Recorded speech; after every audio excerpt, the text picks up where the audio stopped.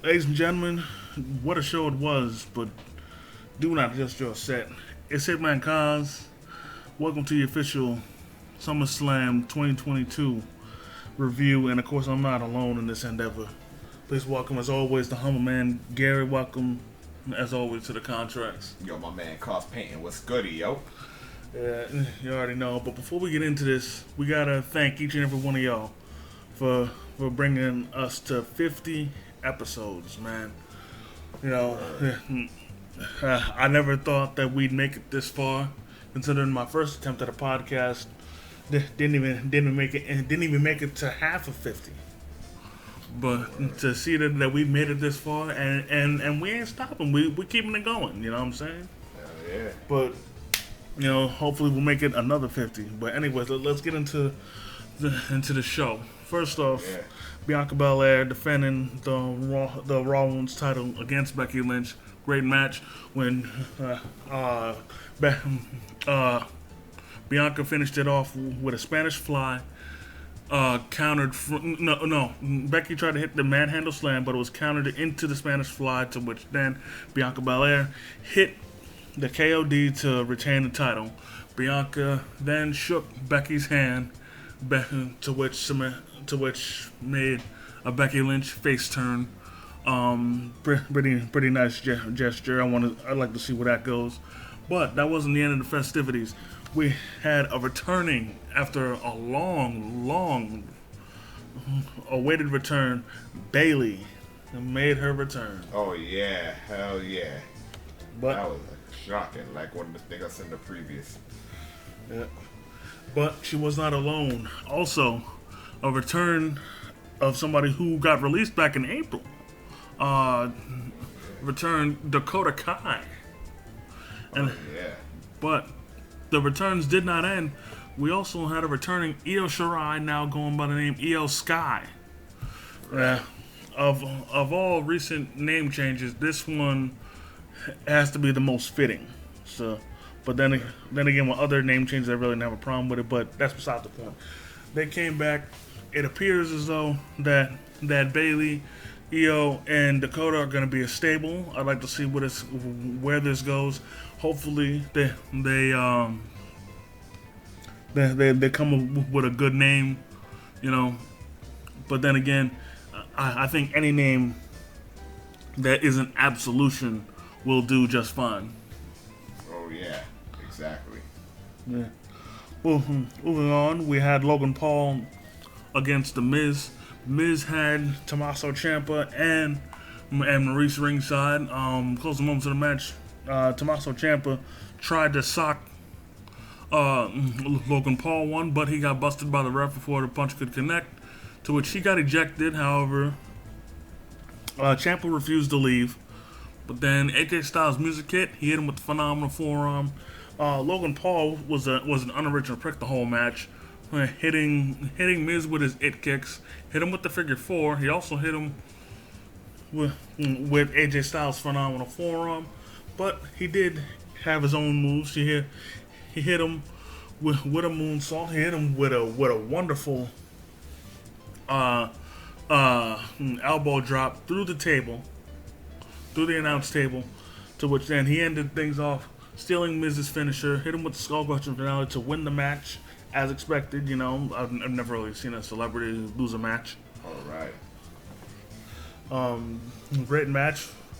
Logan Paul definitely put in time, double time, triple time, and then some at the Performance Center. Salute to him. He put in some great work.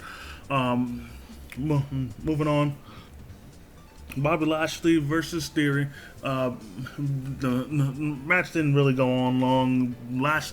Lashley dominated, put him in a hurt lock, and to which Theory instantly tapped out. That was it. Lashley retained. Great win by Lashley, but I still feel that he should be going after the WWE title. Right. But the U.S. title will suffice for now. All right. I really hope that he'll eventually switch into the upper echelons where he belongs. Bobby Lashley. Yeah. Oh, hell yeah. Of course. Moving on, we had the Mysterios take on the Judgment Day. Judgment Day had a breathtaking entrance, and they didn't need to have pyro or even smoke to do it. Wow. I absolutely loved it. The match was pretty good itself too. Closing moments of the match, it looked like the Mysterios were going in for the kill with a double 619. Rhea Ripley interfered, tripping up both Dominic and Ray, to which I think she hit one of them with an electric chair. Then just as Finn Balor was going in for the kill, the lights went out. Brood's theme played, and out popped Edge, who we haven't seen since he was kicked out of his own group. Right. But to which he came down, exacted his revenge on Judgment Day, spearing both Finn Balor and Damian Priest, allowing the Mysterios to pick up the win. Oh yeah. Killing two birds with one stone. The Mysterios got the win and got their revenge for the Judgment Day, ruining their Ray's 20th anniversary spectacular, and also Edge getting his revenge on his old stablemates. Hopefully, the Judgment Day has learned a valuable lesson to never bite the hand that feeds you. Oh hell yeah. Then afterwards, we had Pat McAfee versus Happy Corbin. There was Pat McAfee had a choir trolling Corbin, chanting "bum ass Corbin" from the rafters. Some pretty clever work. This match was great. Pat McAfee once again proved that he hasn't lost a step from what we've seen him do at WrestleMania and in NXT.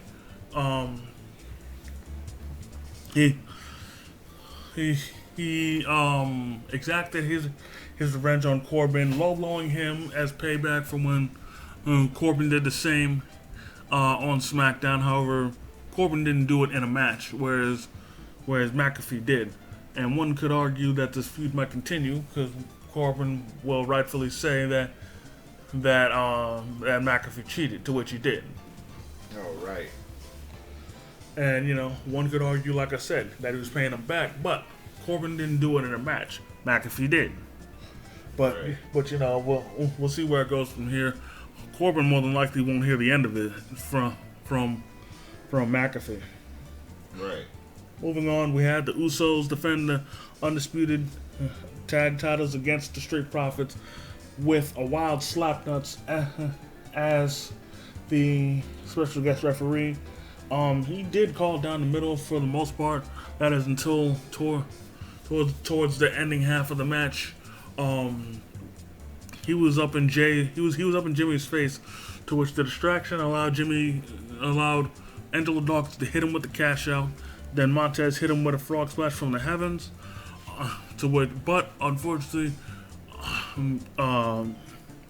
Montez took too long, which allowed Jimmy to kick out. Then he wrongfully argued with Slapnuts, and this essentially opened up the door for the Usos to get the upper hand. Took out Montez Ford, threw him behind the barricade, and then they double teamed Angelo Dawkins, hit him with the 1D to retain the titles. Oh yeah, man, that was crazy. Great match too. I mean, honestly speaking, I want either one of them to win. I'm glad my boys at Usos won. Acknowledge that.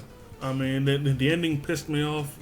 I got no problem with the Usos, but I strongly feel that the Street Profits should have won. It should have been their match to win, but I digress. Still a great match nonetheless. Slapnuts did his thing, served his purpose. It was great. I want to see where this goes from there. Moving on, we had Liv Morgan defend the SmackDown Women's title against Ronda Rousey. This match was just about as short as Theory versus Lashley. So the only difference was there was a screwy finish. Oh, yeah. Ronda was That was a real controversial ending. Oh, God. Yep. So, Ronda was dominating towards the end, putting Liv in multiple arm bars, to which she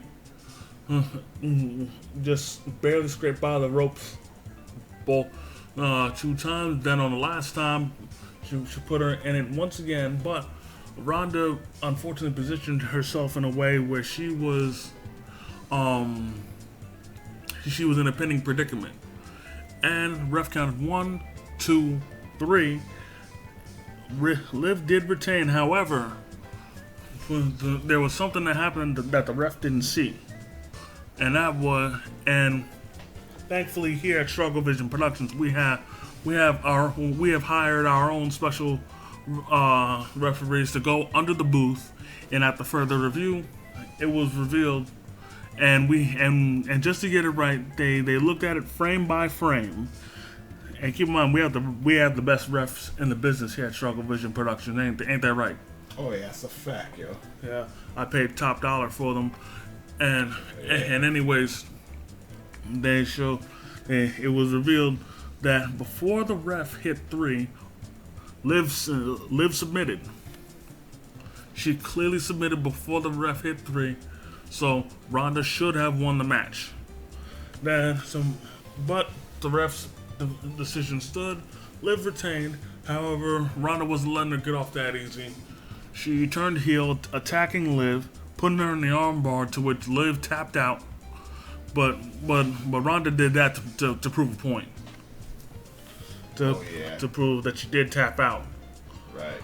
And then the ref tried to get her off of Ronda, big mistake. To which she then put the ref in the armbar. He honestly deserved it big time, considering he was the one that made the bad call. Right. And honestly, I was hoping she was gonna beat down the rest of the team that was coming to break her up and everything. But it is what it is. Right. Then this obviously isn't gonna be the end. Oh yeah. And I'm looking forward to what'll happen on SmackDown. Yeah, me too. Then moving on to the main event, we had Roman Reigns defending the Undisputed Universal title against Brock Lesnar. This was a crazy match. Brock came in a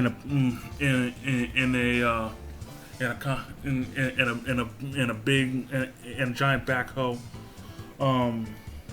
or bulldozer, whatever you want to say. Obviously showing his country roots. Before the ref before the announcer could even introduce him, Brock told him to shut up. Funny shit. Oh yeah. And then he announced himself, the big country cowboy. Exactly. And then, surprisingly, Paul Heyman didn't cut him off and let him announce Roman Reigns. Right. Then, these dudes took each other to hell and back, and Brock looked virtually unstoppable here. Because Roman had to get the Usos in order to retain the title. Right. But also, Brock did get some revenge on Paul Heyman, who unfortunately did successfully distract him. But Paul Heyman got F5 for his troubles. Right. But in the closing moments of the match, also, Theory tried to come down to cash in Money in the Bank. However, he came down at the wrong time because Roman and Brock weren't down good enough. He got F5, so he was never able to cash in Money in the Bank. He still got the briefcase, so he's probably gonna do that at a later date.